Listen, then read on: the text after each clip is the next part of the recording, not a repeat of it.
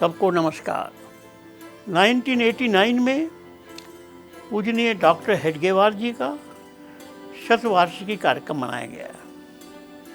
सारे देश में संघ के संस्थकों ने पूजनीय डॉक्टर जी की स्मृति में एक कार्यक्रम का आयोजन किया। उड़ीसा में एक नए प्रकार का प्रयोग किया गया।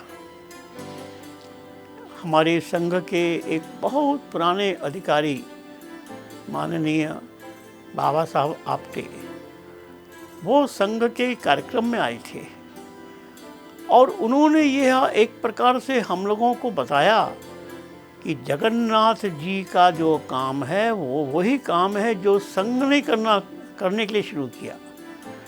अर्थात उड़ीसा में संघ का कार्य जगन्नाथ जी के नाम से 1000 साल पहले शुरू हो गया और उन्होंने यहाँ तक घोषणा की कि सारे देश में संघ के सपने का समाज यदि किसी एक प्रांत में बनेगा तो सबसे पहले उड़ीसा में बनेगा।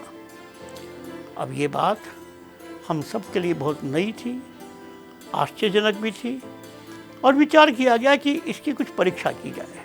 डॉक्टर साहब के शतवार्षिकी कार्यक्रम में 2 रथ बनाए गए।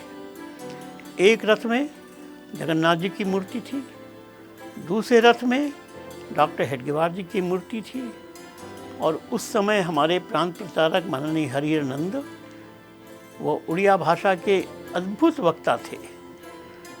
उनका भाषण होता था। गांव-गांव में वो यही समझाते थे कि जो काम जगन्नाथ जी के द्वारा शंकराचार्य जी ने उड़ीसा में जगन्नाथ धर्म की स्थापना की 1000 साल पहले, वही काम डॉक्टर हेडगेवार ने 100 साल पहले राष्ट्रीय स्वयंसेवक संघ के रूप में स्थापित किया। हरिहर नंद बहुत अच्छे वक्ता होने के कारण उनकी भाषा बहुत प्रभावी थी, लेकिन आश्चर्य मुझको तब हुआ जबकि गांव-गांव के लोगों को यह सुनने के बाद कोई आश्चर्य नहीं हुआ। अर्थात जो काम संघ करना चाहता है वो काम जगन्नाथ संस्कृति के द्वारा किया गया।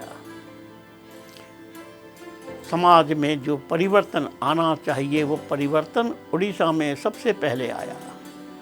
इसलिए आप देखेंगे सारे देश में ऐसा एक भी प्रांत नहीं है जहां राजनीति में जातिवाद नहीं है और उड़ीसा में जो भी मुख्यमंत्री बने वो बने जिनकी जाति बहुत कम है।